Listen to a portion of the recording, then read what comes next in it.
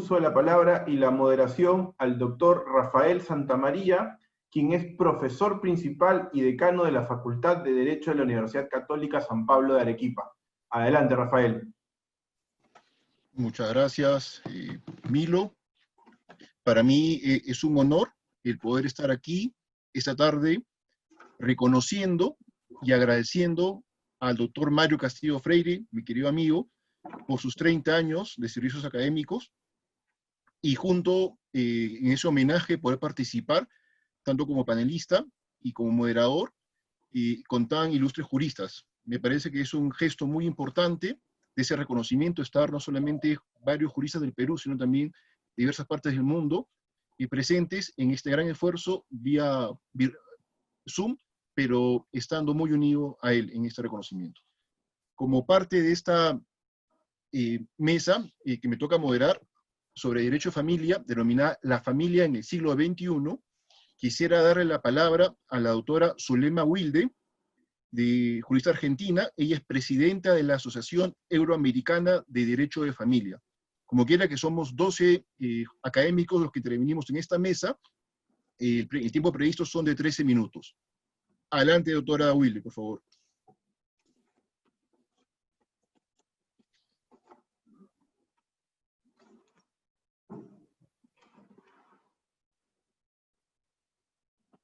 No se escucha, doctora, parece que su audio no... ¿Ahora me están escuchando? Lo escuchamos, lo escuchamos. Sí, desgraciadamente en mi computadora entró un virus ahora, mientras estábamos en la reunión de Zoom, así que voy a tener que utilizar mi teléfono. Agradezco la oportunidad de poder homenajear con mi humilde aporte a este gran jurista y caballero que es el doctor Mario Castillo Freire, y también al aliento permanente que le brinda Laurita, acompañándolo en cada momento de su vida. Yo no fui alumna de él, lo conocí hace algunos años, pero puedo afirmar que es un gran hombre, un señor, un caballero, y realmente tiene un enorme amor por la enseñanza del derecho, lo que muestra su deseo de dar y su generosidad. No creo que sea necesario insistir sobre esas cualidades de gran maestro del derecho, sino que me parece que es importante hablar de su hombría de bien, que creo que es lo más importante en la vida para todos nosotros. Agradezco su amistad y el hecho de poder seguir en contacto fluido con él y su familia, aunque sea a la distancia por esto que nos aqueja a todos. Bueno, vamos a hablar un poco de la familia, que es ante todo una institución social. La familia se establecía en general sobre la base biológica, es decir, la unión sexual y la procreación, constituyendo en un objeto de reconocimiento social, valoración ética e integración a la cultura. Sin embargo, aunque la sociología descriptiva piense en el régimen de relaciones sociales institucionalizadas o analiza el comportamiento de sus miembros, configurando tipologías, el derecho expresa juicios de valor respecto de determinadas relaciones a través de sus normas.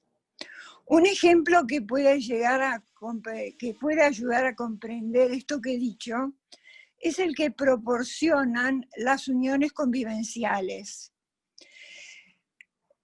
Llamadas de esa forma en mi país y apartándonos del tradicional término de concubinato. Desde el comportamiento social, hoy se acepta este último como algo común y no es reprobado. Sin embargo, en el derecho argentino, el matrimonio y la unión convivencial constituyen dos categorías jurídicas distintas por los efectos. No voy a referirme a los efectos dentro de mi régimen por los pocos minutos que tenemos. La ley ha ido variando la posibilidad de reconocimiento bajo este tipo de institución, a matrimonios, a uniones de personas del mismo sexo, a quienes se encuentran unidas sin enlace matrimonial o simplemente vinculadas por la vocación o el parentesco o sin ninguno de ellos. Basta ver la evolución histórica para comprender que la conformación de la unión monogámica y la institucionalización del matrimonio es a partir del siglo XII. Esa proclama de unión monogámica no es tal en todo el extenso mundo musulmán, donde ese principio básico para nosotros de igualdad entre hombre y mujer no existe. En conclusión, el concepto de familia no es igual en el mundo judeo-cristiano que en el musulmán ni en el de la comunidad oriental. A modo de ejemplo veremos que tenemos familias nucleares, familias extendidas, familias monoparentales, conformadas con una persona sola que vive con uno o más hijos a su exclusivo cargo. Antes esto lo veíamos ligado a una previa relación matrimonial o convivencial o la muerte de los progenitores, de uno de los progenitores, o a causas sociales, hospitalizaciones prolongadas, privación de la libertad de uno de los padres o inmigración de uno de ellos. Hoy en Suecia, el 40% de las mujeres solteras optan por recurrir a la inseminación artificial para tener un hijo. Les mandan por correo el esperma convenientemente preparado y ellas mismas hacen lo que se llama la Honesemmission. Esto responde a una teoría sueca del amor que comenzó en 1972 y elaboró una revolución en materia de familia, porque todos los adultos son independientes y fue el comienzo de la liberación. Libres entre sí los adultos y todas las relaciones humanas deben tener como base esa independencia. Los niños también la tienen porque ellos tienen derechos por ellos mismos con respecto a sus padres. Si el tema a ustedes les interesa, pueden ustedes ver un video que se llama The Swedish Theory of Love, que está en Facebook. Pero esto no es una novedad con respecto a las familias uniparentales. Hace ya algunos años, yo diría 10, yo leí en una revista americana, Elle, que las mujeres podían comprar en la farmacia semen de caballeros desconocidos por $80 y si buscaban que el médico se lo colocara, el precio ascendía a 300. Es decir, que empezó a ser una costumbre entre muchas mujeres solteras. Esto también trajo como consecuencia familias uniparentales que están constituidas con un solo componente. Tradicionalmente estos lugares estaban asociados principalmente a las personas mayores, especialmente mujeres, que después de que sus hijos formaban sus propias familias y en general sus cónyuges fallecían, quedaban ellas solas en la casa y se constituían en familias entonces uniparentales. Esta realidad obligó a los suecos a crear una oficina estatal para aquellos que fallecen sin que su familia lo advierta. De pronto, esa oficina descubre que esas personas poseen una cuenta bancaria importante, pero no hay nadie que reclame ni nadie que se haya dado cuenta que cuando aconteció ese fallecimiento, porque dejan de ver a los hijos por años con esta teoría de la liberación y la independencia. No mejor ocurre en Alemania. Esto realmente comenzó a ocurrir cuando los padres adultos necesitaban cuidados personales. Entonces, los hijos entendieron que de prestarlos en Alemania, esto significaba que se agotara todo el patrimonio de sus padres o del padre que quedaba. Comenzaron a mandarlos a Tailandia y ahí lograban que se los cuidara por una suma módica para ellos de $800 por mes. Ustedes se preguntarán, ¿y cuándo los veían? Y entonces ellos decían, si estando en Alemania yo vivo en una ciudad distinta de la que ellos viven, es lo mismo que estén en Tailandia. Es un viaje más largo, pero yo tampoco los voy a ver muy a menudo. Esta teoría ha sido receptada por la Corte Interamericana de Derechos Humanos, la que reconoce en forma expresa la libertad para constituir la forma de organización familiar que cada uno ha elegido en forma autónoma. Basta ver los dos fallos. Atala Rifo y Niñas versus Chile del 24 de febrero del 2012 o Fornerón e hija versus Argentina del 27 de abril también del mismo año. No escapa esto a Japón.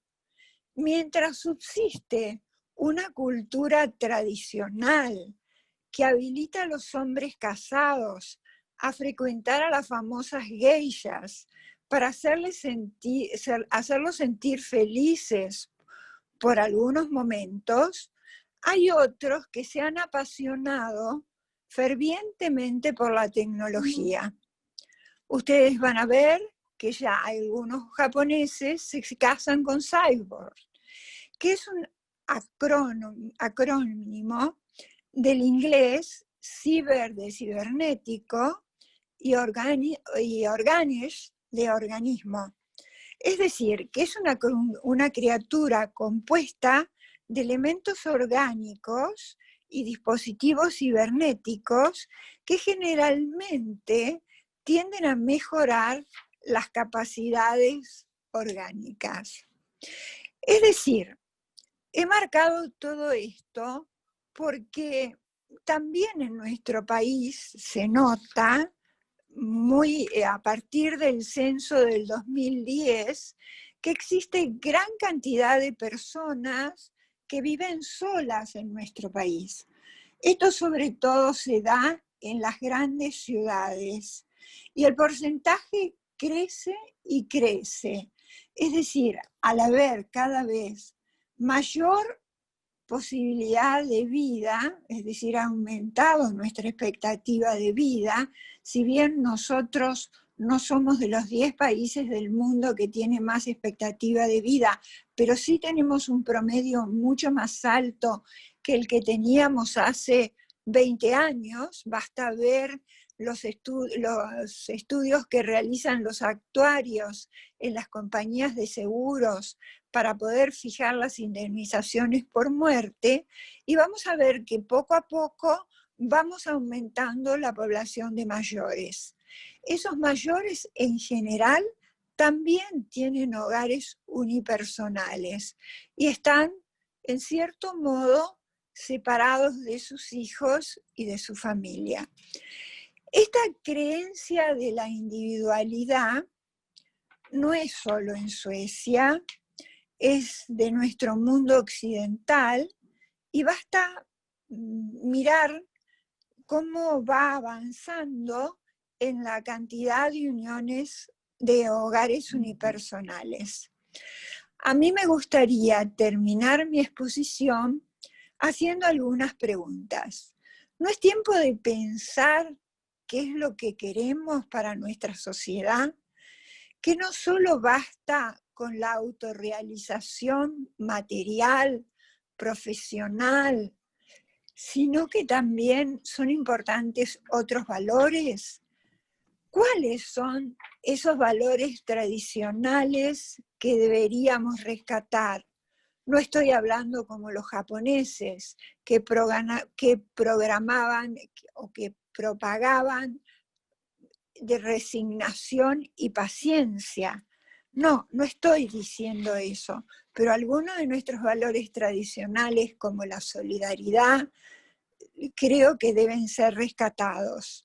Deberíamos entonces pensar en cuáles queremos rescatar y frente a este hecho de que crece nuestra posibilidad de vida, tendríamos que pensar si queremos solo una sociedad de individuos. Muchas gracias. Muchas gracias a la doctora Zulema Wilde. Para mí es un honor darle la palabra a la doctora Marianela Ledesma Narváez, actualmente presidenta del Tribunal Constitucional Peruano. Doctora, por favor. Buenas tardes. Ante todo, decir que estamos reunidos para conmemorar los 30 años dedicados a la docencia universitaria del profesor Mario Castillo. Son 30 años de formación a las nuevas generaciones de profesionales del derecho, compartiendo no solo enseñanzas y conocimientos jurídicos, sino lecciones de vida profesional y personal. Por ello, agradezco la invitación realizada para participar en este homenaje tan merecido para Mario sobre el tema de familia y sobre todo la mirada en el siglo XXI. En esta oportunidad dirigiré mis reflexiones hacia el derecho de familia desde la jurisprudencia del Tribunal Constitucional del Perú. Y para ello tendré que comenzar señalando que el tema de familia no ha quedado al margen de la constitucionalización del derecho civil, que ha ido consolidándose a partir de los pronunciamientos que el tribunal ha realizado. Las sentencias en las que se ha trabajado los derechos fundamentales ha permitido configurar presupuestos de control constitucional en el área del derecho civil, habiéndose desarrollado en concreto algunas consideraciones que a veces van en los overdictas de las decisiones, inclusive en algunos casos también agregamos a la ratio decidendi de las causas en materia de derechos de personas. A continuación señalaré de manera muy concreta, dado que el tiempo es bastante reducido, algunos pronunciamientos que hemos tenido en materia de filiación extramatrimonial, matrimonio, separación de cuerpos, tenencia y también algo en relación a las familias reconstruidas y las uniones de hecho. En relación al tema de la filiación extramatrimonial, quisiera citar la sentencia 3971 del año 2014, un proceso de amparo, en la que se ha afirmado de que tener una hija extramatrimonial no es una causal para la pérdida de la pensión de sobreviviente, viudez.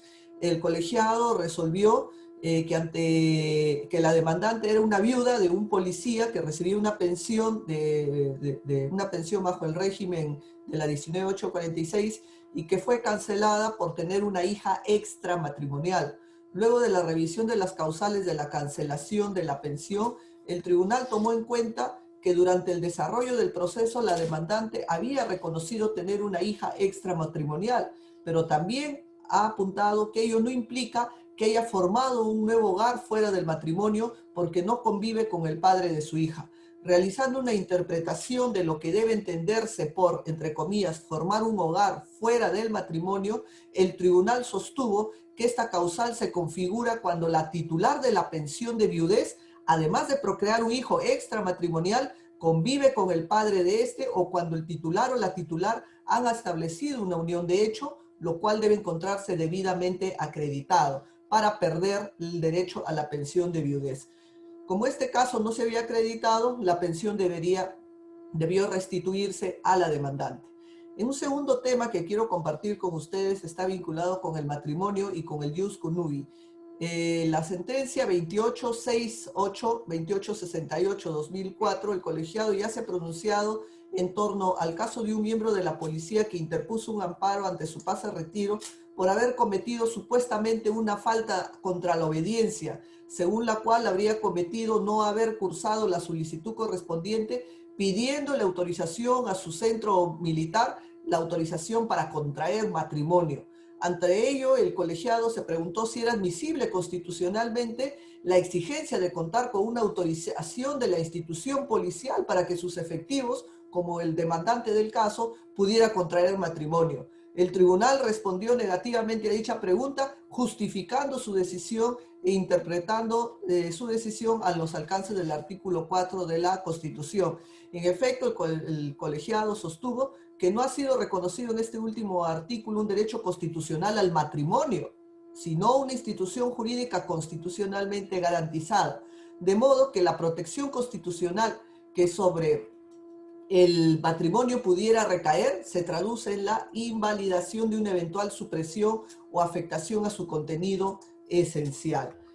Y luego tenemos, sin embargo, pese a esa afirmación, el propio tribunal indicó que el derecho de contraer libremente matrimonio, si bien no tiene autonomía propia de un derecho constitucional específico, como lo tiene la libertad contractual, la libertad de empresa, la libertad de tránsito, la libertad de religión o cualquier otra que se reconozca en la norma fundamental, sí se encuentra en el ámbito de protección del derecho al libre desarrollo de la persona, reconocido en el artículo 2.1 de la Constitución. Por lo tanto, antes que confiar el derecho de contraer libremente matrimonio a la legislación ordinaria, debe entenderse que el colegiado quiso poner énfasis que no se trata de un derecho autónomo, pero no por ello carente de cobertura constitucional, toda vez que lo que incluyó dentro del ámbito de protección es el libre desarrollo de la personalidad, lo que no impide las potestades o facultades en su seno que pudieran cobijarse o puedan ser objetos de límites o restricciones a su ejercicio. Otro tema que también ha preocupado al tribunal en su momento ha sido el cambio de sexo y el tema del matrimonio. Tenemos para citar la sentencia del caso Romero Saldarriaga, expediente 6040-2015, que dejó sin efecto la doctrina jurisprudencial establecida en el famoso caso Penn, según el cual el sexo era un elemento inmutable de la identidad y consecuentemente pues, no resultaba viable jurídicamente solicitar su modificación en los documentos de identidad, lo que se asoció con la idea de que ante cualquier alteración de la identidad, en función de ese criterio, debería ser entendido increíblemente como un trastorno o como una patología. Si bien lo anterior fue dejado sin efecto, en este caso Romero Saldarriaga, nada se dijo sobre los otros argumentos desarrollados en el caso Penn, que requieren ser confrontados a la luz de la jurisprudencia de la Corte Interamericana de Derechos Humanos y también a lo que señala la propia disposición final y transitoria de la Constitución y del Código Procesal Constitucional. Lo cierto es que el tribunal ha sostenido que la admisión de un transexual al nuevo sexo implica entonces el reconocer el matrimonio homosexual, lo cual también plantea el problema de adopción de menores por esta nueva pareja.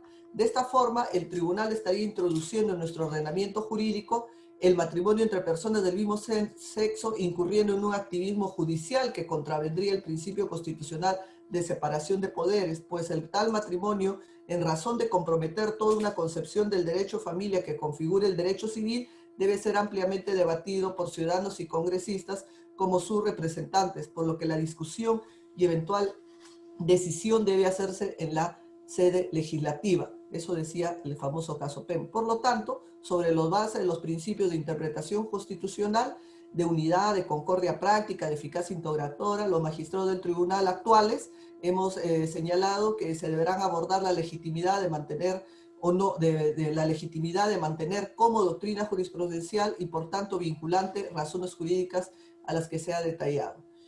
Un tema que también nos ha preocupado es el tema de la sevicia y la conducta deshonrosa, en la que también ha sido una causal que en su momento ha tenido una implicancia en el Código Civil, en el artículo 332 y en el artículo 337. Al respecto, el tribunal ha sostenido que la violencia entre marido y mujer, sin importar dónde ocurra o qué arraigada esté, es siempre violatoria de derechos constitucionales que protegen a los seres humanos, todos ellos con dignidad, tengan o no cultura, tengan o no educación, tengan o no el peso de la costumbre primitiva y degradante. Como parte del sustento de la decisión, el tribunal sostuvo que la apreciación por el juez con base a una educación, costumbre o conducta de los cónyuges respecto a la violencia física y psicológica, a la conducta deshonrosa que haga insoportable la vida en común, no son adecuados, ni necesarios, ni proporcionales para la consecuente finalidad de preservar el vínculo familiar, pues se vulneran principios y finalidades constitucionales más importantes. Un tema vinculado a la familia también está el tema del divorcio, ¿no? La indemnización en el divorcio también ha sido abordado en la sentencia 782-2013, en la que el tribunal interpretó los alcances del artículo 345A del Código Civil, haciendo suyo los criterios del tercer pleno casatorio, ¿no?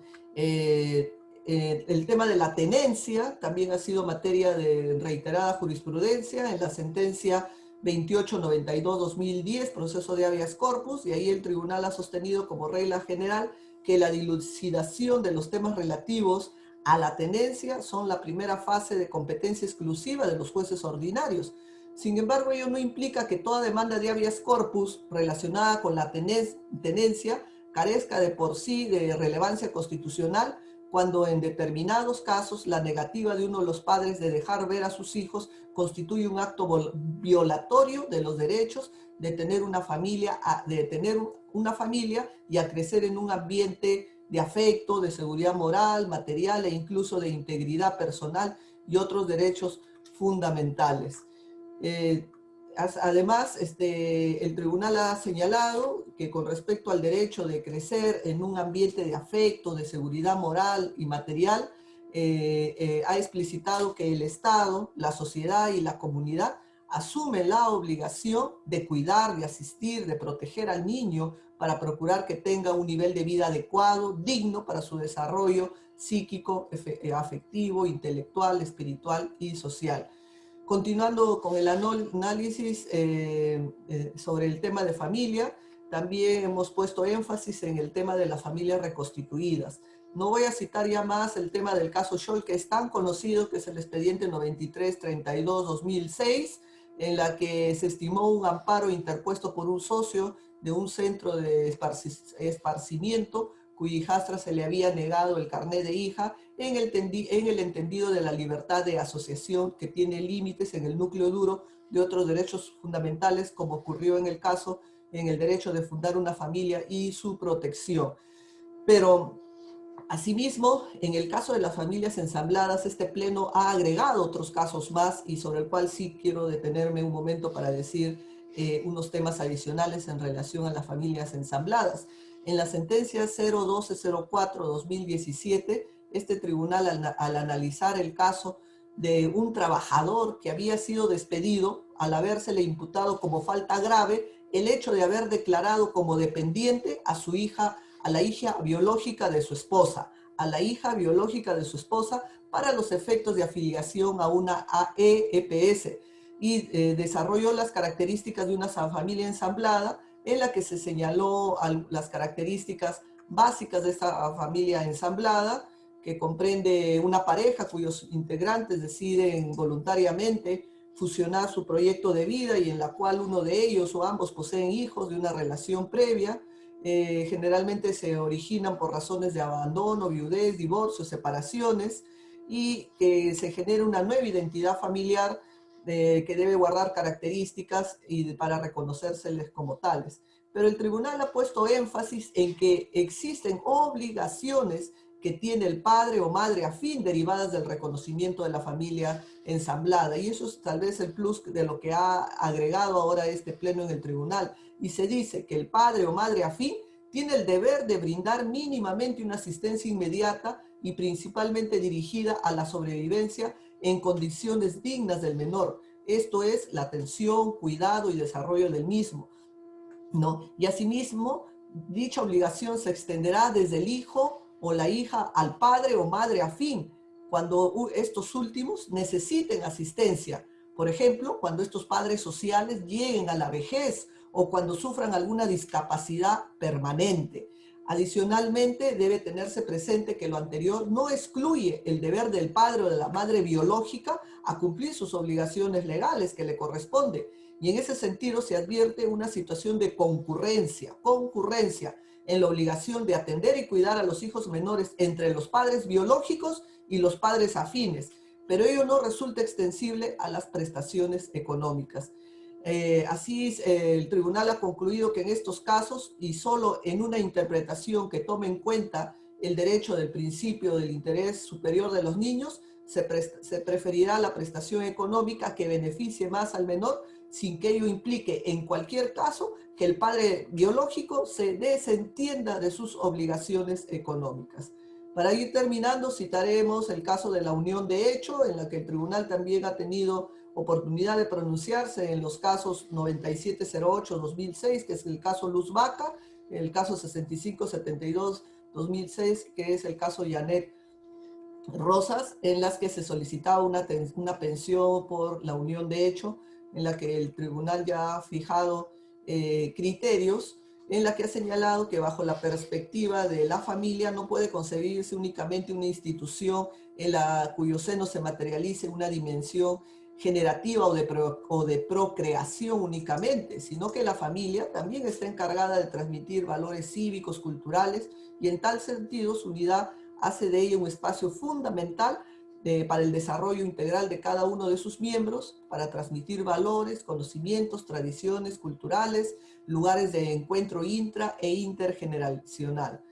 En esta sentencia también se desarrollan los fundamentos del tribunal para sostener la constitucionalización de la unión de hecho, que implica el reconocimiento de efectos jurídicos entendido entre obligaciones que generan dicha unión.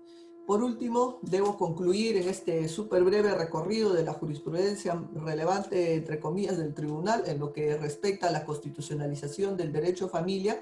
Quisiera sostener que advierto en cierto sentido importantes avances, aunque también preocupantes retrocesos, lo que debe hacer que la ciudadanía, a través de su interés permanente en los asuntos públicos, realice pues un control del quehacer de los jueces constitucionales, quienes deben o debemos procurar, dentro de los límites de la interpretación constitucional, garantizar la supremacía de la Constitución y sobre todo de manera más especial en la tutela de los derechos fundamentales. Muchas gracias. Muchas gracias, querida Marianela. Mario, no, gracias por permitirme compartir estos momentos tan Y por un agradables. tema de conexión, no tuve tampoco la oportunidad de agradecer a Zulema. Muchas gracias a ambas. Infinitamente agradecido. Gracias. Muy bien. Vamos a dar la palabra a la doctora Carmen Julia Cabello Matamala. Ella es profesora principal de la Facultad de Derecho de la Pontificia Universidad Católica del Perú y jueza suprema provisional de la Sala Civil de la Corte Suprema de Justicia. Doctora Cabello, por favor. Su audio, por favor, doctora. No se le escucha. Un pequeño detalle, gracias. Buenas tardes. En principio, nuestro agradecimiento por la cordial invitación para participar en este homenaje por el 30 aniversario docente del maestro Mario Castillo. Felicitaciones, Mario. Bien, el tema que estamos planteando en esta sesión es la familia en el siglo XXI. Cuando llegó esta amable invitación, en verdad nos encontró en un contexto en el cual había que reflexionar doblemente la situación familiar, ¿no? Si, como ustedes y todos advertimos y nos vemos desde nuestros hogares, ¿no?, en pandemia y hacia una nueva normalidad, entre comillas, advertimos que las funciones de la familia son cada vez mayores y más trascendentes, porque ya no solamente es la educadora, ¿no?, la formadora, sino estamos viéndonos ahora ante una familia refugio. Yo lo percibo así, una familia refugio, en cuyo escenario familiar empezamos a desarrollar diversos aspectos vitales de cada uno de nosotros. Entonces, por eso creemos, y vamos a plantear 3 temitas por la brevedad del tiempo, que consideramos están en una agenda pendiente, y que de alguna manera también la profesora Ledesma lo ha planteado con los importantes avances y el impulso que le ha dado el Tribunal Constitucional a algunos de los temas familiares. Creemos que la familia del siglo XXI tiene que ser una familia como organización inclusiva. Que la familia del siglo XXI tiene que ser democrática. Que la familia En el seno de la familia debe afirmarse la autonomía de la voluntad de sus miembros y, como bien se dijo, si hay que ponderar derechos familiares y derechos de las personas integrantes de la familia, como lo hizo el TC en su oportunidad, hay que privilegiar los derechos de la persona. Y ante esto, en este contexto, si hay problemas, hay conflictos familiares, debemos promover la autocomposición de los mismos. Vamos a hacer brevemente algunos comentarios en estas tres líneas. Ya se adelantó los avances que se han dado a nivel del Tribunal Constitucional. ¿Por qué? Porque la familia tiene que ser, si hablamos en términos sociales de una sociedad inclusiva, la familia lo tiene que ser más porque es la unidad básica. Debe integrar a sus miembros como son, de modo plural. Por eso, la protección a la familia heterosexual, matrimonial, extramatrimonial, a la familia homoparental, matrimonial, extramatrimonial, a la familia ensamblada, a la que se ha hecho referencia, a la familia monoparental, a la que ha hecho referencia la profesora Wilde, a la familia con miembros con discapacidad y que puedan contar con un sistema de apoyo que le permita desarrollar su vida familiar, que deben ya empezarse a afirmar y no ponernos en una dicotomía jurídica entre, por ejemplo, filiación dinámica versus filiación estática, sino que debe comprenderse la trascendencia de las relaciones socioafectivas que vinculan en la relación de familia. Lo ha comentado la doctora Ledesma ahorita. ¿Cuál es el sustento de la relación de la familia ensamblada, de esta relación extendida de afinidad? Precisamente es esta relación socioafectiva que se genera en la relación de familia, en esta nueva visión de familia, y que genera derechos y deberes, pero que tiene que ser comprendida, y como lo hemos visto también en materia filiatoria. Bien, pero esta familia que tiene que comprender e integrar a sus miembros como son y no como quieren que sean, tiene que ser democrática. Y creo que ese es un elemento central, ¿no? En una relación familiar democrática, sus miembros, todos pueden participar en la toma de decisiones familiares. Y eso nos supone ciertos elementos transversales, ¿no? La relación de pareja, el trabajo intenso porque se efectivice el principio de igualdad. Y en esta pandemia paralela, de las cuales lamentablemente somos también testigos, que es la violencia, ¿no? Los dos males que ahora están entrelazados y que debe proscribirse, la violencia hacia la mujer o hacia cualquier miembro vulnerable de la relación familiar. Los niños, niñas, adolescentes, los adultos mayores, las personas con discapacidad.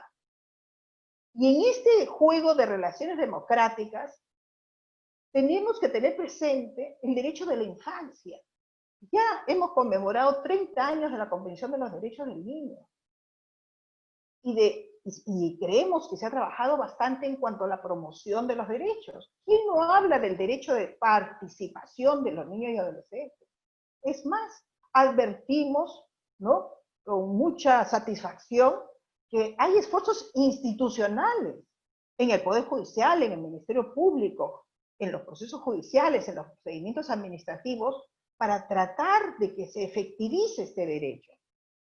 Pero la pregunta es, ¿cuánto hemos avanzado en este derecho de participación en el grupo básico familiar? Ese es un tema, por ejemplo, muy importante a considerar en esta visión de relación democrática, de escuchar al niño, de atender la opinión del adolescente, de involucrarlo en las decisiones familiares, porque es un discurso, pero debe convertirse en una realidad, en esta construcción de ciudadanía. ¿Cómo se construye la ciudadanía desde la niñez? Precisamente en el ejercicio progresivo de sus derechos. Entonces, esa es una tarea que también a la familia le compete y está en una agenda pendiente. Vinculado a esta familia inclusiva, en una relación democrática de apertura y comunicación, necesitamos que se le dé más espacio a la autonomía de la voluntad. Algunos ejemplitos. Díganme, ¿por qué a los concubinos no se les permite que en el ejercicio de la autonomía de la voluntad ellos puedan elegir un régimen de separación de patrimonios? ¿Por qué ellos solo tienen que tener sociedad ganancial? ¿Por qué no se difunde, se comprende que los alimentos no solamente tienen fuente legal, también tienen convencional? Y los excónyuges pueden muy bien brindar alimentos si desean, si así lo acuerdan, a sus excónyuges. ¿Por qué no se admiten los acuerdos prenupciales? ¿Por qué no se puede fijar eventuales daños? ¿Por qué incluso aspectos patrimoniales no podrían convenirse que se sujeten en caso de controversia a arbitraje? En ese entendido, creemos que así que debe propiciarse el desarrollo libre de los miembros de la familia. Pero los problemas, cuando vienen los conflictos familiares, y aquí, ¿no? Varios, ¿no? Somos juezas. Entonces, quien es juez de familia, miren, vive que el proceso de familia, señores, en comparación a cualquier otro proceso, no solamente tiene cargas legales y interdisciplinarias, vale decir jurídicas, psicológicas, sociales, etc., sino que per se es un proceso dañoso emocionalmente. Yo por eso, cuando alguien me pregunta quién gana en un proceso de familia, yo creo que nadie. Porque incluso el que gana tiene un desgaste emocional. Por eso hay que promover la autocomposición. Y eso es un tema educativo, porque es la comprensión de que hay muchos aspectos que pueden ser resueltos vía conciliación. Pero eso hay que afirmarlo, promoverlo. Y también esa perspectiva que necesaria de desplazar la litigiosidad y la persecución. Ejemplo, no comprendo cómo en pleno siglo XXI el divorcio en el Perú se mantiene un enfoque de divorcio sancionador. Es necesario en estos contextos en donde hablamos tanto de inteligencia emocional y ahora de salud emocional, de que enfoquemos los institutos jurídicos en relación a las necesidades. ¿Por qué no reforzar el sistema de divorcio remedio, promoviendo, ¿no?, y facilitando, como se ha hecho de alguna forma, las separaciones convencionales y divorcios ulteriores? Mejor, los divorcios convencionales, que no los tenemos todavía. El divorcio por causales objetivas, y acá está nuestra colega argentina. Incluso podríamos hablar del divorcio incausado, que está regulado en Argentina y en algunos otros países, no muchos, pero algunos. Lo cierto es que el divorcio en sí la causal no se litiga, pero ¿qué promueve una situación así? Que los cónyuges e incluso los otros miembros de la familia afectada puedan llegar a acuerdos regulatorios de lo que más importa después del divorcio, que son sus efectos. Qué importante que un niño y adolescente pueda participar y decir su verdad de cómo quiere comunicarse con el padre o madre con el cual no vive. Y nos apartaríamos de esas tradicionales clichés que conocemos quienes estamos en la materia, de cómo es primer y tercer sábado, segundo y cuarto domingo, de tal a tal hora, ¿no? Con externamiento, Navidad del año 1, Año Nuevo del año 3, en fin. Generar regulaciones adecuadas a las necesidades de cada uno de sus usuarios. Entonces, y concluyo, para no abusar del tiempo, de que creemos que el siglo XXI, durante este tema, y particularmente después de la pandemia, o de este proceso a la nueva normalidad, nos demanda algo que necesitamos. No sé si ustedes lo perciben así. Necesitamos paz, señores, paz. Paz con nosotros mismos, paz con nuestra familia, paz con nuestro entorno, armonía con el medio ambiente. Mejor dicho, todo nos reclama vivir en armonía. ¿Y quiénes tienen que ser estos grandes constructores de estos agentes de cambio? Las familias. ¿Por qué? Porque es un imperativo de sobrevivencia promover una cultura de paz desde la propia organización familiar. Gracias. Muchas gracias, Carmen Julia. Muy agradecido. Un abrazo, querido María. Otro, gracias. Muy bien, agradecemos a la doctora Cabello por su conferencia y ahora cedemos la palabra a la doctora María del Carmen Delgado Menéndez. Ella es profesora de la Facultad de Derecho de la Pontificia Universidad Católica del Perú. Doctora, por favor. Buenas noches. Me siento profundamente emocionada. Mario, es un homenaje a tu excelencia académica, pero también a tu gran valía como persona, como amigo. Sabes, el profundo cariño que te tiene toda mi familia y la gran consideración que te hemos tenido siempre y que por supuesto continúa y se extiende a toda tu familia. Y justamente nos toca reflexionar acerca de la familia en el siglo XXI. Como lo ha dicho, me han dicho las profesoras que me han antecedido, la familia hoy y mañana constituye el proyecto de vida más importante que tenemos los seres humanos. Y ahora se ha evidenciado enfrentando incluso un contexto de pandemia.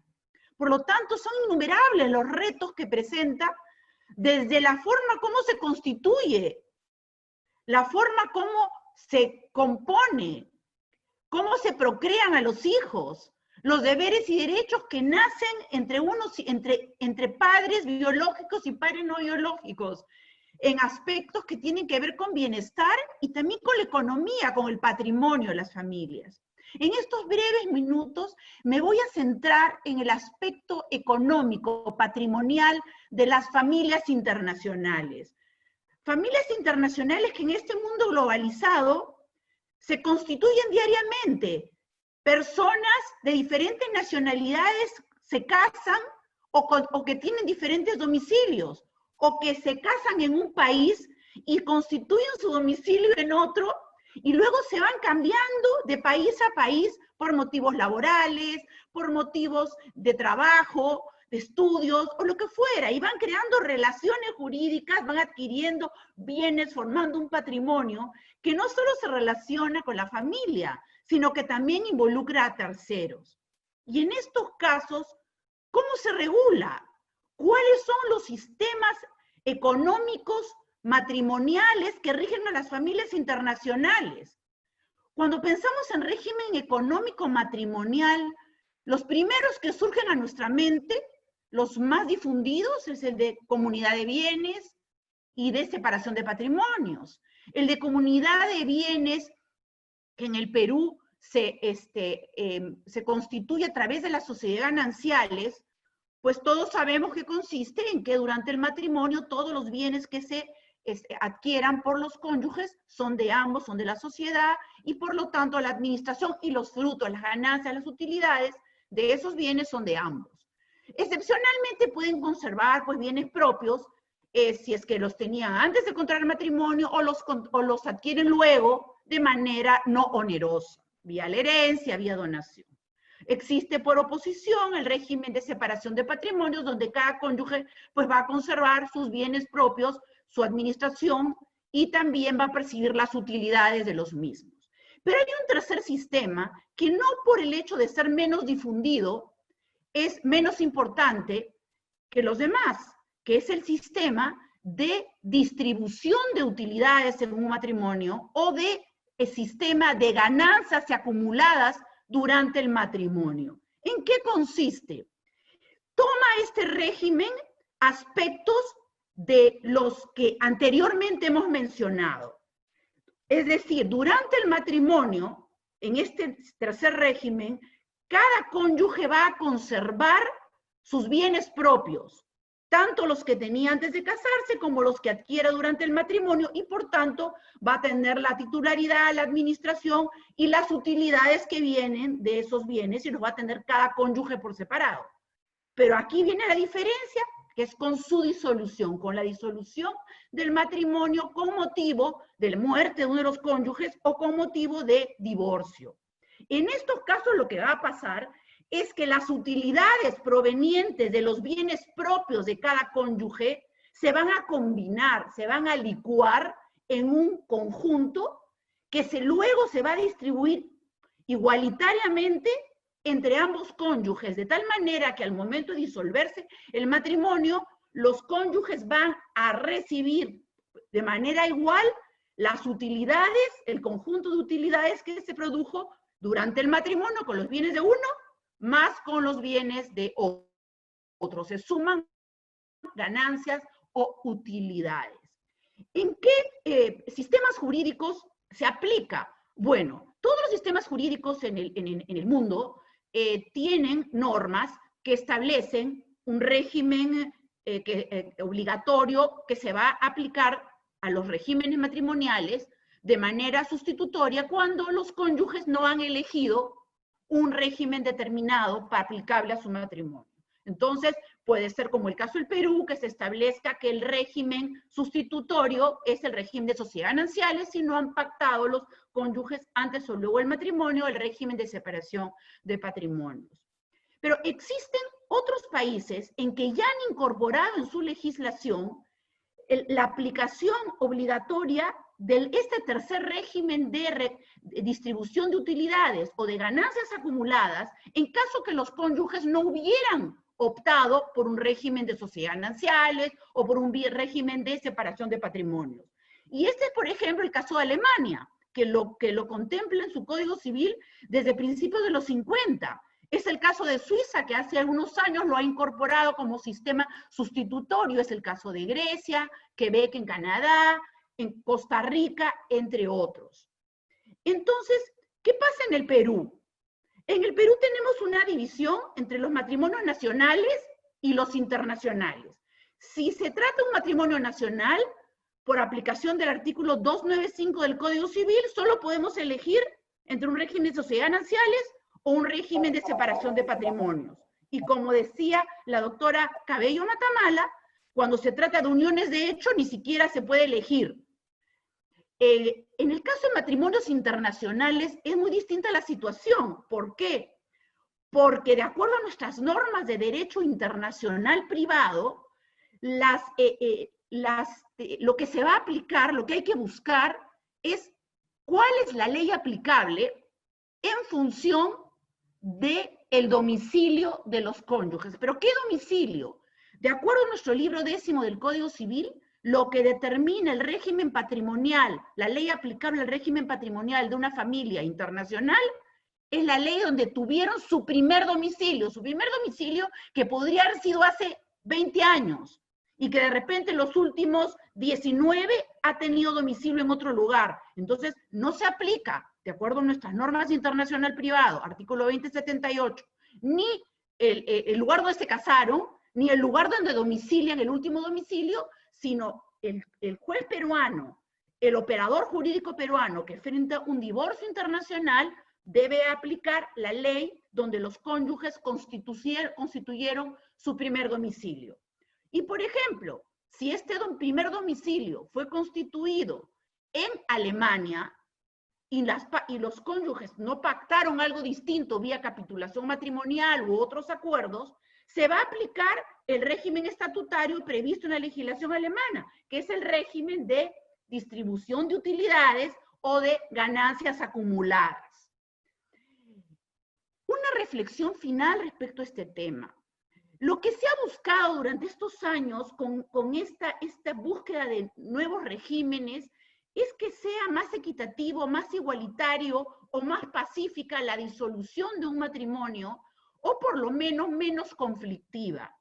De tal manera, y se considera que este sistema de distribución de utilidades o sociedades gananciales podría ser para muchas familias una forma más pacífica de distribución del patrimonio cuando se disuelve sea por muerte o por divorcio. En los países anglosajones fundamentalmente, donde tienen como regla la aplicación del sistema de separación de patrimonios, cuando las partes no han previsto lo contrario en un régimen, en una capitulación, un acuerdo prematrimonial o postmatrimonial, se han dado muchísimos casos de desequilibrios demasiado grandes, inequidades entre cónyuges que terminan no teniendo nada en su patrimonio, o no terminan teniendo nada de utilidades, aun cuando durante el matrimonio contribuyeron de manera importante a la generación del patrimonio del otro, al bienestar de la familia. Es por eso que legislaciones como la de Inglaterra o la de Gales, a principios de los 70, en la ley de causas matrimoniales, establecen que son los jueces ingleses o de Gales los que tienen que liquidar el patrimonio teniendo en cuenta el bienestar de los hijos menores o que tengan algún problema de discapacidad en beneficio de ambos cónyuges, y además estableciendo sistemas de compensación para que el cónyuge que no obtuvo ningún bien propio durante el matrimonio, no generó utilidades, pueda haber compensado si es que contribuyó significativamente al incremento del patrimonio o de las utilidades del otro. Entonces, en esta búsqueda por sistemas más equitativos, que se ajusten más a las realidades de las familias del siglo XXI, nosotros propondríamos, en el caso de los matrimonios nacionales en el Perú, que se permita una modificación al artículo 295 y que se establezca una alternativa adicional para que los cónyuges, antes o luego de casarse, puedan optar no solo por un sistema de separación de patrimonios, sino también puedan optar, si así lo desean y le conviene a sus intereses, por un sistema de distribución de utilidades o de ganancias acumuladas obtenidas durante el matrimonio. Y también proponemos que se revisen nuestras normas de derecho internacional privado, porque establecer como la ley aplicable a un régimen económico, la ley del primer domicilio que tuvieron los cónyuges, no necesariamente es la que tiene la mayor vinculación, la mejor vinculación con la realidad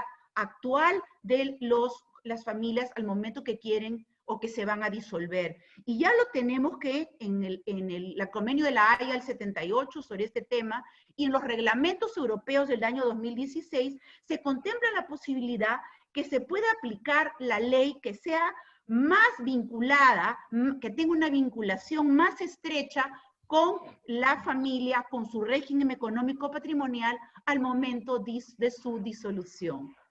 Muchísimas gracias. Muchas gracias a ti, Mari Carmen. Un abrazo para ti y para toda la familia. Mil gracias. Abrazo virtual para todos. Para ti. Gracias. Agradecemos a la doctora Delgado por su participación y ahora cedemos la palabra al doctor Eduardo Zambrisi. El doctor Zambrisi es miembro titular de la Academia Nacional de Derecho y Ciencias Sociales de la Ciudad de Buenos Aires. Doctor Zambrisi, bienvenido. Bueno, muchas gracias, muy buenas tardes. Agradezco haber sido convocado a este muy merecido homenaje al doctor Mario Castillo Freire por sus 30 años como profesor. Aprovecho para hacerle llegar a Mario un fuerte abrazo y un cariño para su mujer, Laurita, quien sin duda ha contribuido en muy importante medida a los éxitos de la carrera jurídica de su marido. Bien, hoy voy a referirme al tema de la familia en el siglo XXI. En la actualidad, el concepto de familia ha pasado de ser únicamente la unión de un hombre y una mujer institucionalizados por el matrimonio a tener una acepción multívoca, pues no solo comprende a aquellas personas unidas por un vínculo legal, sino también a personas de distintos sexos relacionadas sexualmente que conviven sin estar institucionalizadas y que se encuentran unidas por una relación afectiva de carácter singular, estable y exclusivo, que comparten un proyecto de vida en común, tengan o no tengan hijos. Si bien todas esas formas familiares merecen protección, ello no debe ser, a mi juicio, entendido en el sentido de que se le debe conceder los mismos derechos, pues a la sociedad le interesa promover a la familia institucionalizada por el vínculo matrimonial, a la que el derecho debe priorizar por el mayor compromiso asumido por los esposos y la seguridad que para sus integrantes resulta de esa circunstancia. También constituye una familia la llamada familia monoparental, que es la constituida únicamente por uno de los padres y él o los hijos, por faltar el otro padre, sea por fallecimiento, divorcio, separación de hecho, o inclusive en los casos de adopción o procreación por una sola persona. Asimismo, desde hace años se ha puesto en boga el concepto de familias ensambladas, compuestas de personas separadas o divorciadas y vueltas a unir con un tercero, generalmente con hijos de uno o de ambos lados. Me parece importante señalar que la familia es una institución formada por personas vinculadas entre sí por la unión intersexual y la filiación, cuya finalidad es por medio de la asistencia y la cooperación, así como por la transmisión de los valores morales y religiosos, la de procurar a todos sus integrantes alcanzar sus metas personales y espirituales. Por lo que a mi juicio, la unión de dos personas del mismo sexo no constituye una familia, como tampoco puede calificarse de tal modo el caso de personas que conviven con finalidades tales como podrían ser, por ejemplo, la de compartir gastos o cuando lo hacen simplemente por amistad. Al igualar la ley, la homosexualidad a la heterosexualidad y permitir el casamiento entre sí de personas de igual sexo, pierde la familia uno de sus fines distintivos como es la procreación. Con lo que se ha pretendido dejar de lado que la propia naturaleza del hombre posibilita la unión de personas de distintos sexos con la finalidad de crear vida, por lo que desde un punto de vista natural no puede existir, a mi juicio, una familia formada por dos personas del mismo sexo, sean mujeres u hombres. No se necesita ser muy perspicaz para advertir que lo que ha ocurrido con el matrimonio homosexual es la penetración lisa y llana de la ideología de género en nuestro orden jurídico, en nuestra vida social y cultural, ideología que, en palabras de Ciro de Martini, es la forma cultural e instrumental que ha adoptado el feminismo radical o de género en las últimas décadas con una singular eficacia. Curiosamente, o quizá no tanto, la ampliación del concepto de familia ha coincidido con su debilitamiento, fundamentalmente a través de la sanción de distintas normas legales, lo que llama la atención si tenemos en cuenta la necesidad de protegerla, por cuanto, tal como se ha dicho tantas veces, la familia, que tiene un basamento en la naturaleza, constituye la célula básica de la sociedad, lo que la distingue como una institución absolutamente necesaria para el desarrollo del género humano. A pesar de lo cual, en el siglo XXI se han ido modificando las leyes sobre divorcio de una manera tal que se ha ido debilitando a la familia matrimonial al ser cada vez más fácil y rápido divorciarse, habiéndose llegado al punto de que en muchos países, entre los que incluyo a la Argentina, cualquiera de los esposos puede requerir que se decrete su divorcio sin fundamento alguno, más que la propia voluntad y en muy escasas semanas. Se ha hablado de divorcio exprés, sin un necesario tiempo de espera desde su celebración y con menos exigencias que para resolver un contrato, y sin que ello genere casi ninguna consecuencia. Por lo que más que un divorcio, en la Argentina Argentina se ha consagrado un verdadero repudio, como existió entre los egipcios hace alrededor de 5.000 años. Y hay legislaciones en las que, salvo supuestos de excepción, ni siquiera es necesaria la intervención de un juez para decretarlo. Y cuando interviene, lo hace casi como un mero operador administrativo. Con lo cual se ha dado preeminencia a la subsistencia del amor por sobre el compromiso oportuno y libremente asumido entre los esposos, vaciando de tal manera de sentido y contenido a la familia matrimonial.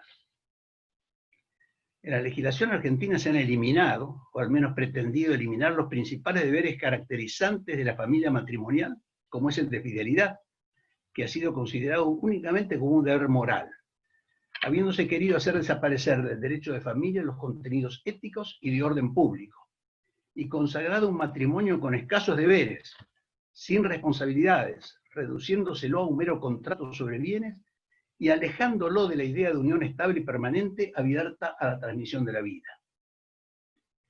Bien puede afirmarse, por tanto, que la legislación argentina vació al matrimonio y, por tanto, a la familia matrimonial de contenido, la vació de contenido, la destruyó, dejando en su lugar un nombre y una apariencia. Claro que eso no ha ocurrido un día para otro, debiendo recordar al respecto que ya Engels, en el siglo XIX, en su libro El origen de la familia, la propiedad privada y el Estado, pretendió la destrucción de la familia por medio de la facilitación del divorcio, habiendo también sostenido que las instituciones que creó el hombre para someter a la mujer han sido el matrimonio y la familia, porque a través de ellos, ha dicho, ha sido posible relegar a la mujer a la maternidad. También ha influido en el debilitamiento de la familia el feminismo radical. Para Simone de Beauvoir, las actividades de procreación y maternidad son actos repetitivos que impiden trascender, que hacen pasiva a la mujer, la que para liberarse de lo que denomina estado de opresión ha sostenido que hay que eliminar los medios históricos de que se ha valido el hombre para el sometimiento y la dominación de la mujer, tales como, entre otros, el matrimonio y la familia, que Simone de Beauvoir entiende que constituyen simples construcciones sociales o culturales. También se ha atentado contra la familia mediante el debilitamiento de la autoridad de los padres sobre sus hijos. En el Código argentino se han eliminado las palabras padre y madre, reemplazándolas por la de progenitores, atentando de tal manera contra la familia heterosexual. También atenta el nuevo Código argentino contra la familia, al eliminar la mención de una serie de derechos de los padres sobre sus hijos que se hallaban contenidos en el derogado Código Civil. En lugar de lo cual se les da a estos últimos una serie de derechos que de alguna manera socavan la autoridad de sus padres, como entre otros el tener que respetar el derecho de los hijos a participar en su proceso educativo. Otro ataque contra la familia resulta del hecho de haber el Código pretendido la eliminación del deber de corrección que los padres tienen con respecto a sus hijos menores de edad. No obstante, parece claro que mientras los padres tengan el deber de educar a los hijos, tienen también el deber de corregirlos, lo que no implica naturalmente que puedan hacerlo mediante la utilización del maltrato físico ni corporal, ni la humillación o la vejación. Y con respecto al deber de obediencia a los padres por parte de los hijos, de acuerdo al Código argentino, solo existiría en tanto y cuanto las decisiones de los padres no contraríen el interés superior del hijo. ¿Es que acaso, me pregunto, se ha pretendido que los padres deban recurrir a la justicia para que resuelva si las decisiones que ellos toman contrarían o no el interés superior del hijo? Además está señalar los efectos deleterios que dicha disposición puede traer aparejados sobre la autoridad de los padres, y por tanto de la familia. Lo que también ocurre, por ejemplo, y entre otros supuestos, con la necesidad de contar con el consentimiento expreso del hijo menor de edad de 13 o más años para administrar sus bienes o para viajar con él al exterior del país, o con la disposición que presume que desde la temprana edad de 13 años el menor tiene aptitud para decidir por sí respecto de determinados tratamientos médicos de cierta relevancia. Todo lo cual también constituye un claro ataque a la familia, fundamentalmente a la autoridad de los padres, que aparece seriamente menoscabada, siendo el sistema instaurado en el Código argentino peligrosamente irreal, el cual no beneficia a los hijos, pues el retaseo y el debilitamiento de la autoridad paterna terminarán afectando su buena formación y sólido desarrollo. Los redactores del Código nuevo me estoy refiriendo, Han confundido autoridad con autoritarismo, pareciendo haber olvidado que, como ha sostenido Joseph Ratzinger antes de ser elegido papa, es propio de la naturaleza del hombre necesitar una autoridad. Resulta claro que la autoridad de los padres no constituye un fin en sí mismo, sino que tiene como natural objetivo cuidar físicamente a los hijos y velar por su formación moral y espiritual, en sentido amplio, ejerciendo el indispensable control de conducta y asumiendo la consiguiente responsabilidad que los actos de los hijos pudiesen generar. Muchas gracias. Muchas gracias, Eduardo. Gran abrazo. Gracias. A vos también, a ti. Gracias. Gracias. Agradecemos la participación del doctor Zambrisi y cedemos la palabra al doctor Francisco Segura. El doctor Segura es director del capítulo paraguayo de la Asociación Iberoamericana de Derecho Privado. Doctor Segura, bienvenido. Muchas gracias, Rafael. Gracias a todos los colegas presentes. Cuando uno ve las caras de los amigos, Eduardo, Zulema, Mario, se acuerda que en realidad estas cosas del Zoom pueden ser muy cómodas en algún aspecto, pero muy tristes en otras, porque sin el abrazo, sin el café, sin el, ¿cómo se llamaba Mario? Pisco Punch, no es lo mismo la vida, ¿no es cierto? Pero bueno, hacemos lo posible porque sea lo mismo. La verdad que, por alguna razón misteriosa, cada vez que me toca participar en actividades organizadas por amigos de Perú, en este caso una tan querida como el homenaje tan merecido a Mario Castillo, me toca en temas relacionados al derecho de familia, cuando en realidad, si bien simpatizo con los temas, no soy ni muy cerca un experto en ellos. Sin embargo, creo que el aporte que puedo ofrecer es recordar a un gran maestro de, más que el derecho civil, casi de la filosofía del derecho, aunque empezó como civilista. En realidad a dos, a François Genis y a Raymond Saleil. Estos dos grandes maestros enseñaban algo que es imprescindible y a veces olvidamos. Como dice un profesor norteamericano, Paul Kahn, hay hoy la idea de que la teoría molesta y la práctica es la necesaria. Entonces, los estudiantes dicen mucha teoría y ¿de qué me sirve? Y Paul Kahn nos recuerda que el problema de nuestros días, y yo comparto, es la falta, el abandono de las teorías y el exceso de práctica. Entonces, Genis enseñaba que cuando uno enfrenta conceptos, cualquiera, primero debe fijar si estos conceptos son dados o construidos. Hay conceptos que son dados, o al menos hoy hay cierta uniformidad en que hay ciertos conceptos que son dados. Por ejemplo, la muerte, tan tristemente de moda en estos días en nuestros países. La muerte es un concepto dado. Por mucho que el legislador dispusiera por ley que la gente no se va a morir, pues la gente se va a morir. Por supuesto, ese es el ejemplo más simple, ¿no es cierto? Hay otros conceptos que son construidos. La propiedad, que duda cabe que es un concepto construido. En el medio, la lucha del derecho, como lo dice bien el maestro Ripert, es la lucha de las fuerzas confluentes para determinar si un concepto es en verdad dado, y entonces el derecho nada tiene que decir sobre ello, sino al menos regularlo como es, porque la naturaleza lo impone. Tenemos que regular la muerte, pero no podemos por ahora cambiar la muerte. O si el concepto es construido, y si el concepto es construido, es lógico que evolucione a medida que la sociedad que lo construye lo elige. Es una evolución natural del concepto. Luego, en algunas materias, esta evolución natural del concepto se produce de manera relativamente temporal y pacífica. Por ejemplo, la evolución natural que ha tenido el concepto de contrato a partir de los años 50 hasta nuestros días, con la incorporación de las figuras del derecho del consumidor, el cambio en la teoría general, la idea del contratante débil, del contratante profesional, la intervención del tercero con mayor o menor poder a través de la teoría de la imprevisión o cualquier otra semejante. Es una evolución que aunque ha tenido y tiene tensiones, Es una evolución que se produce naturalmente. Lo mismo ha ocurrido con la función social de la propiedad. Tal vez ahí las tensiones son un poquito más intensas.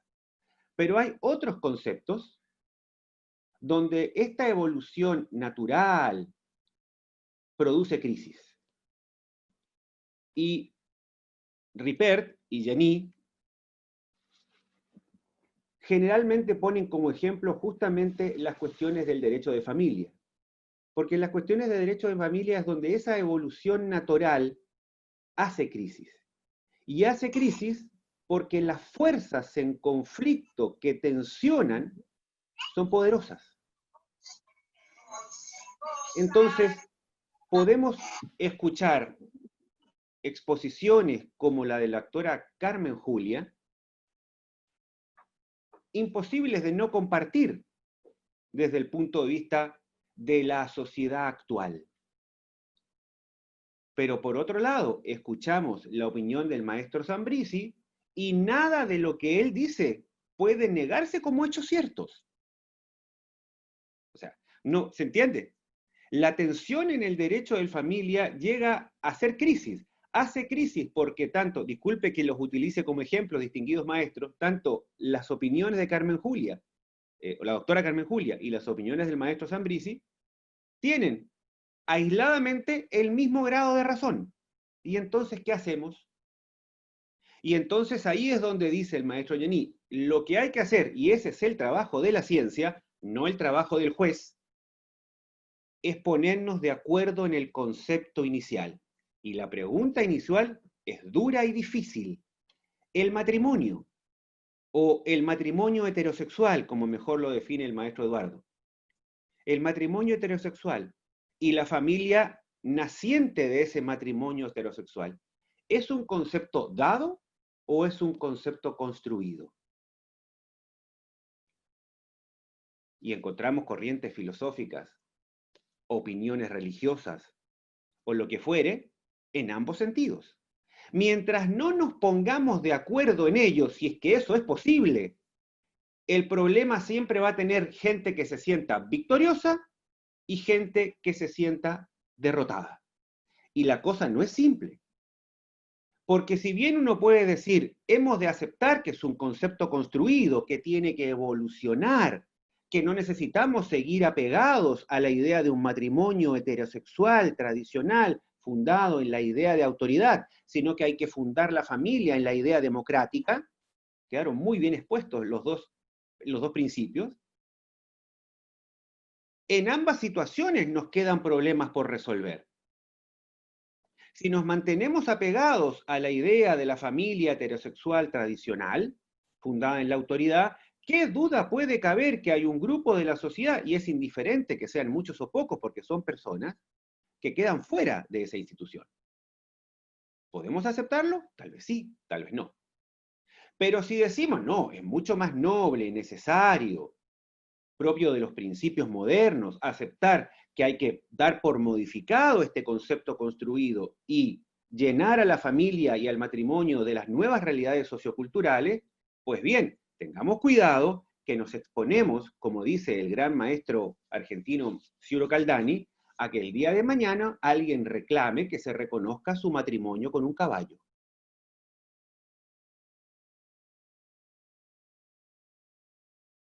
Yo simplemente, sin tomar partido, quiero dejarle estas ideas y recordarles que el rol de la ciencia, porque si es que existe algo como la ciencia jurídica, no vamos a entrar en esa discusión porque ahí nos vamos hasta el lunes, ¿no es cierto?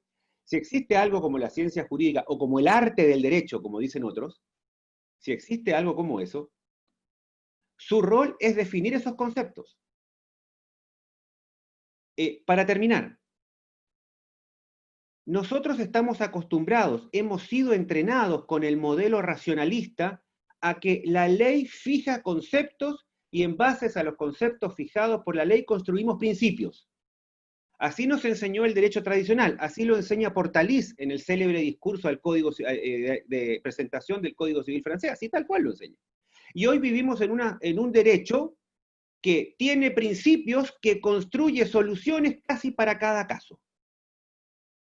Entonces, ¿cómo podemos dejar esta afuera? No, el principio exige que la norma tenga que... Entonces, al final, las normas terminan siendo, en gran parte, como ya lo anticipaba hace 70 años el célebre Carneluti, nuestro derecho puede terminar siendo, si los científicos no hacen bien su trabajo, simplemente un derecho de los pretores.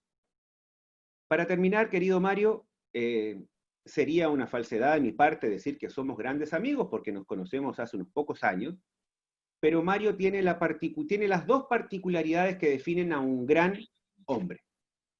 Primero, hace sentir a quien lo conoce su amigo de toda la vida.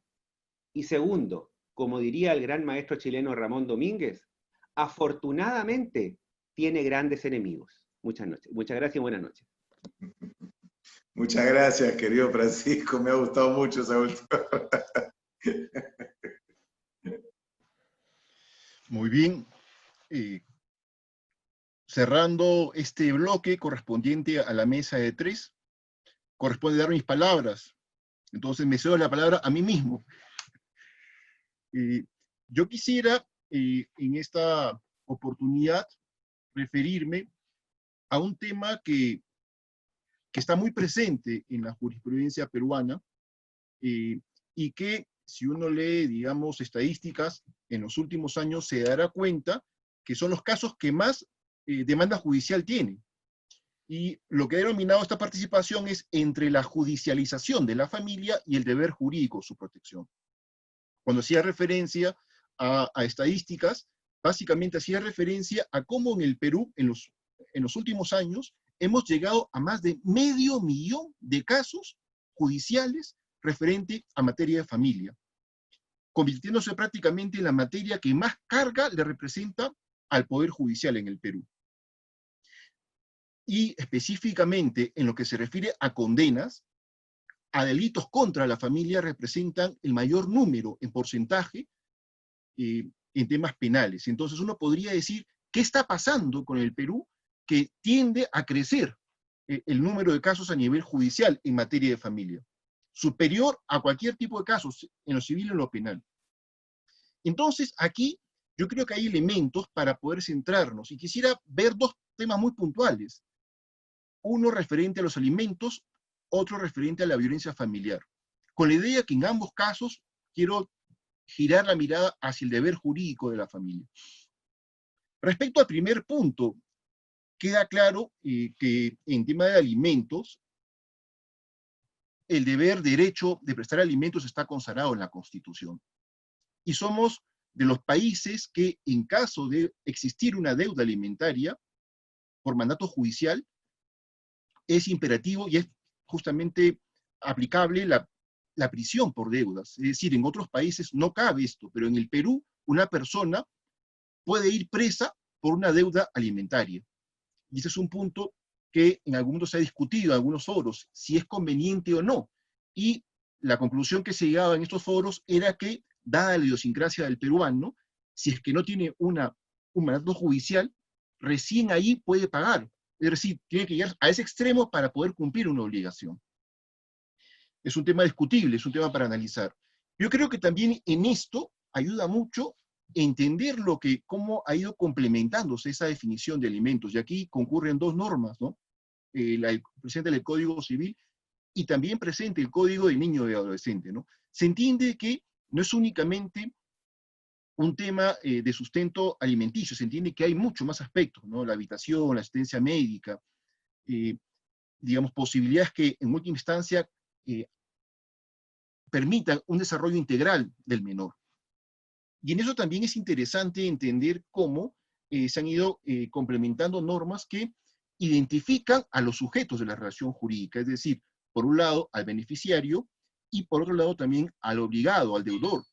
Entonces, aquí yo creo que es importante entender, digamos, que en esa relación jurídica que se señala, donde intervienen, digamos, por un lado el obligado, está el cónyuge, está el descendiente, está el ascendiente, están los hermanos. Incluso también se señala los hermanos mayores, los abuelos y otros tipos de parientes o responsables del niño o adolescente.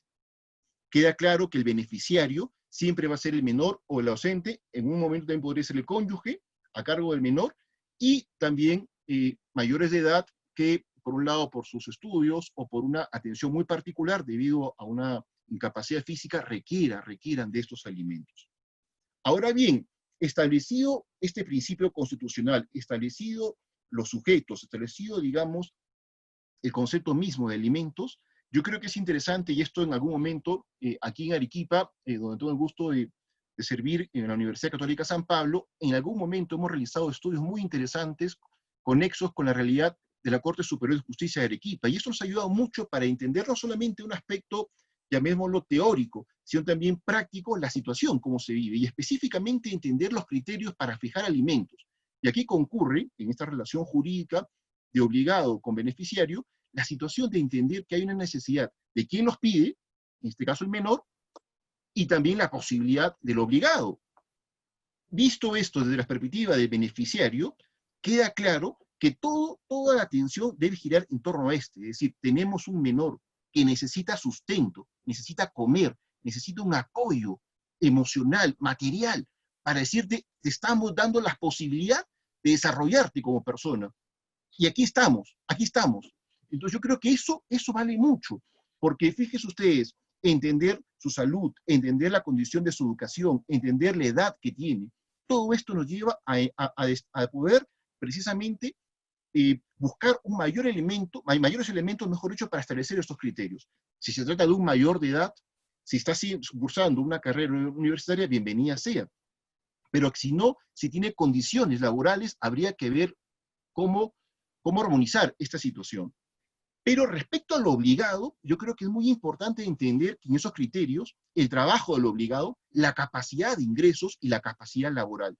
Y en esto se tiene que tener mucha claridad respecto a los padres, tanto en este caso, porque esto mayoritariamente las demandas giran en torno a los padres, pero también entender que en algunos casos se tiene que tener la mirada hacia la madre, que puede también generar ingresos y sobre todo siempre en perspectiva del menor. Vemos casos, y aquí es interesante, porque si uno revisa las normas en el Perú, hay una obligación solidaria, sin embargo, poco se aplica esto. Es decir, nos damos el caso en que nos enredamos a nivel judicial y la atención al menor queda postergada, porque no existe esa posibilidad de una solidaridad familiar, que me parece que aquí es clave.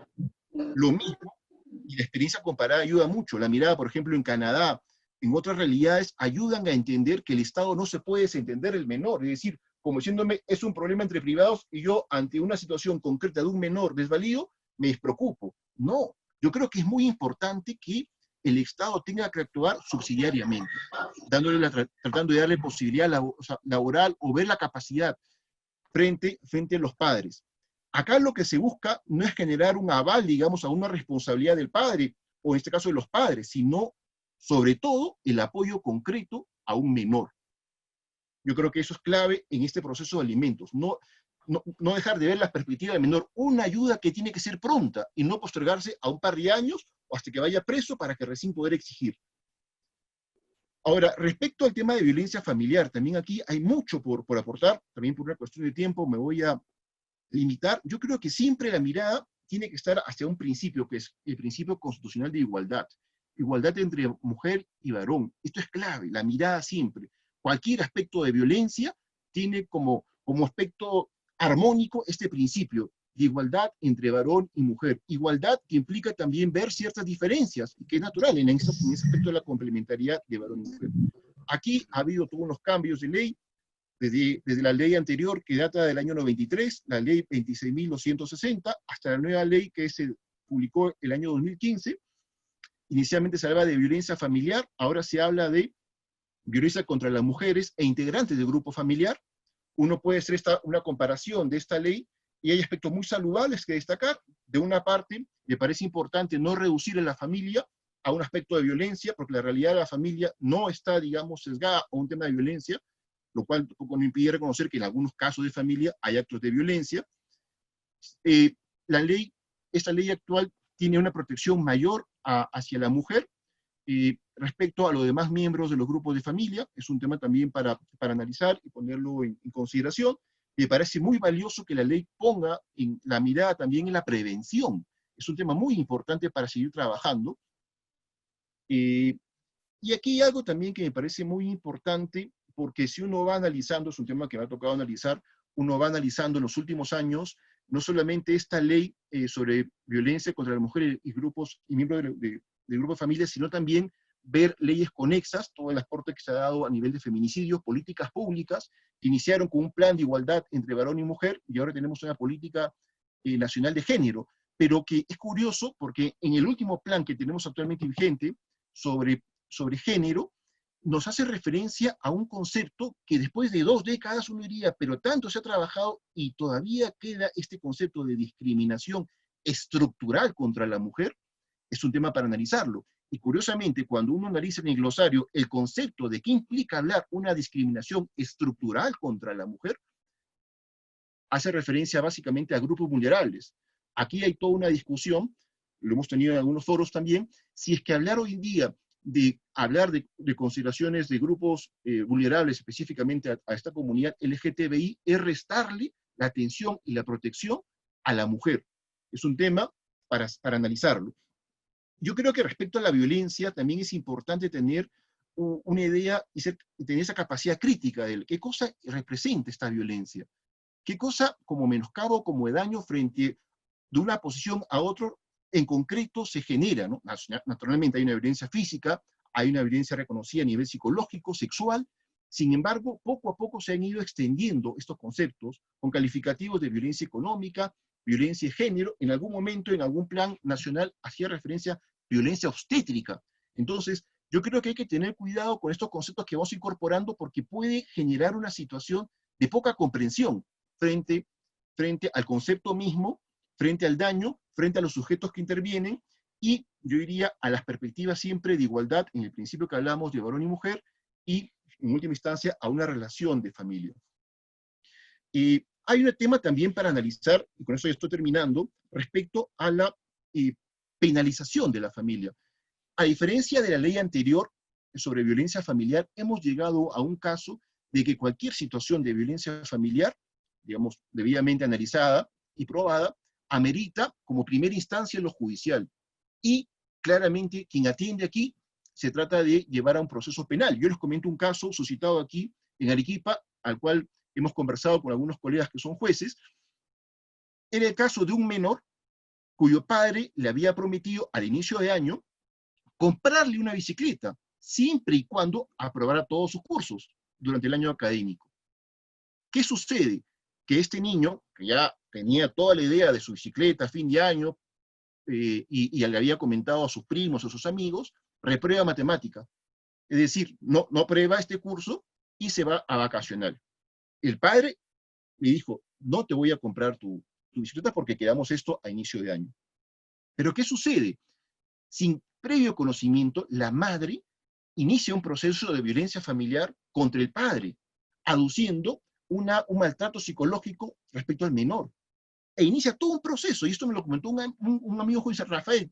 Es increíble cómo lograr acá, al padre le notifican, en este caso, la denuncia de violencia familiar. Al padre, no solamente eso, sino como medida cautelar, le impide regresar a casa. Le impide regresar a casa.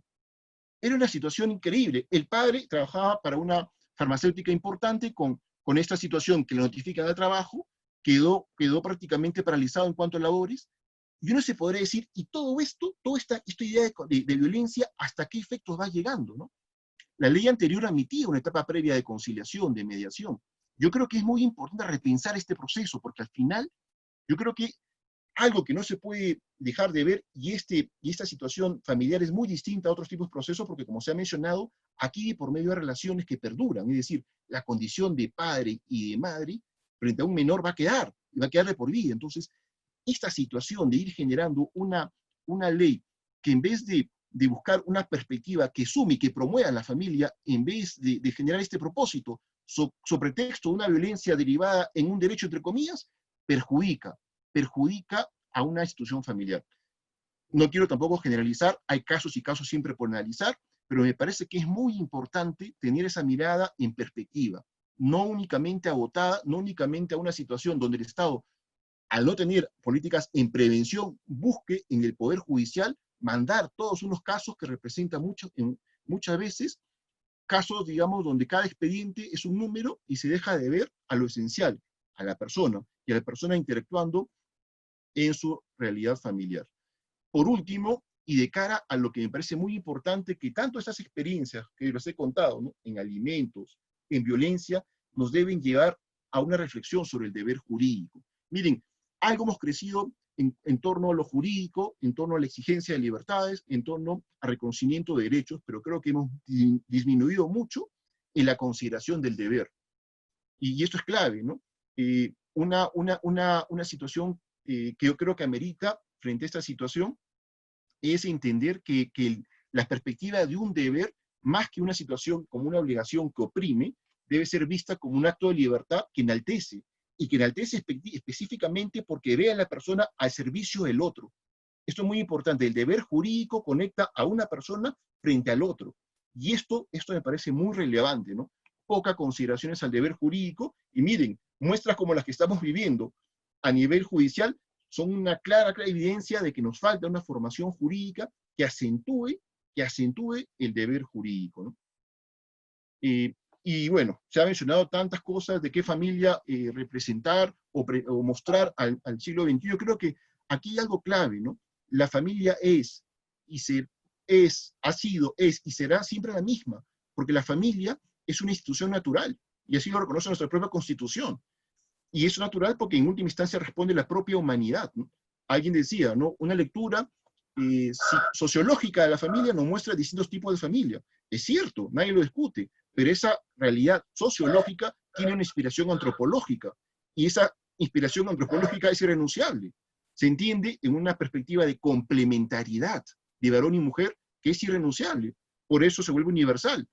Yo creo que entender que esta familia es la que se debe promover y defender es lo que yo creo que nos muestra esta realidad. Y por último, miren, estamos viviendo tiempos muy difíciles en todo el mundo, y esto también se muestra en el Perú. Aquí en Arequipa, de verdad, la cosa es muy complicada, pero les puedo decir, y alguna vez me ha tocado referirme sobre esto, yo creo que es el tiempo para mostrar que todas esas experiencias que estamos viviendo, y la familia es un claro ejemplo de ello, nos debe llevar a actuar no tanto por la obligación, por el miedo a la sanción, sino realmente por el noble propósito de actuar por el deber. Esto me parece que es ejercitar la libertad en un aspecto que no pocas veces se tiene olvidado. No quería dejar de terminar esto, querido Mario, agradeciéndote por tu amistad y agradeciéndote por esos 30 años de magnífico aporte que has dado y que sigues dando al derecho en el Perú y en el mundo. Un abrazo grande para ti y para Laurita. Muchas gracias. Otro abrazo para ti, querido Rafael. Muchísimas gracias. Gracias por todo.